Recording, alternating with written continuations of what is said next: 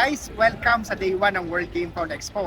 So kung makikita nyo sa likod natin, nandito tayo ngayon sa World Trade Center.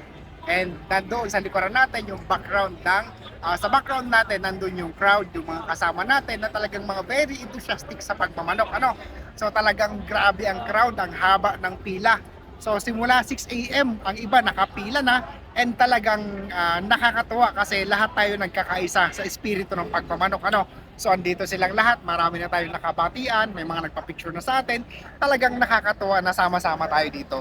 So samahan nyo ako ngayon para ipakita natin sa inyo ang loob ng World Game Fowl Expo mula sa pagpila hanggang pagbili ng ticket at pagpasok sa loob ng venue mismo. Kasi ito, I have some tips for you bago kayo pumasok. So unang-una, dahil nga sa haba ng pila, kung pwede pumunta tayo ng mas maaga.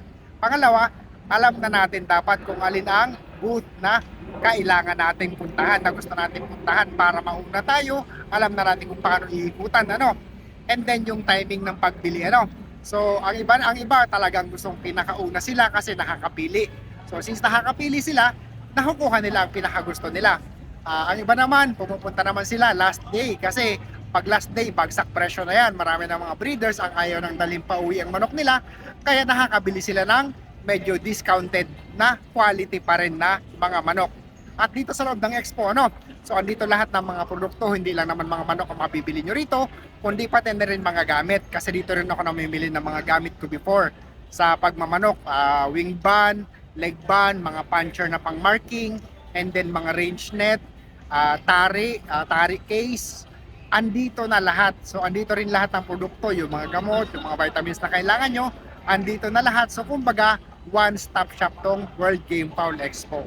So again, inuulit ko, hindi lang naman manok.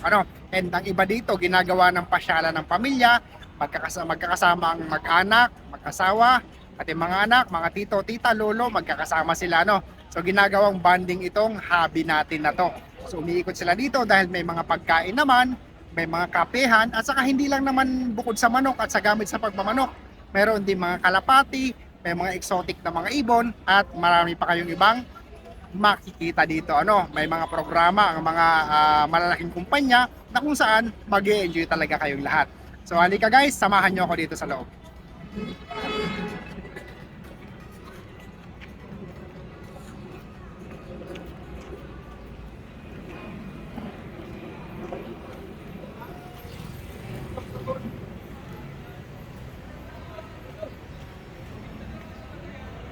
So, ayun, dito yung pilahan, andito yung pilahan ng pasukan ng mga kasama natin na nakapila maaga pa, bumibili ng ticket, and then pila na sila, naghihintay ng 10 AM na opening. So syempre, kung sino ang unang nakabili ng ticket, siya ang unang makakapasok sa pila. So bukod nga pala sa cash na pagbayad ng ticket, ang iba nakakapagbayad din ng GCash, ang iba through websites. Maaga rin na nakakapagpabook ng ticket ay.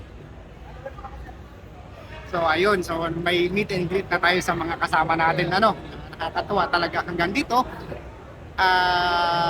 Magkakasama tayo. So tara, pasok tayo sa loob.